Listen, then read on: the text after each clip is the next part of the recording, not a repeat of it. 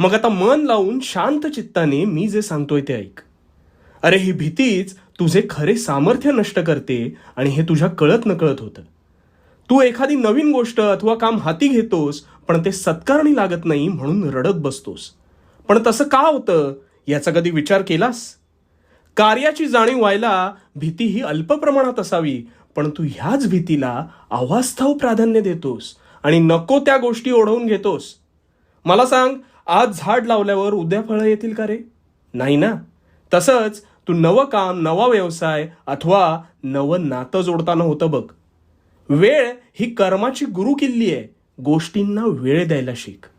आज व्यवसाय सुरू केलास तर स्वतःच्या निर्णयावर विश्वास ठेव. त्यात पडझड होईल, पण थांबायचं नाही. तो व्यवसाय सुरू करताना तू पाहिलेलं स्वप्न आठव आणि मार्गक्रमण कायम करत राहा. 2 दिवसांच्या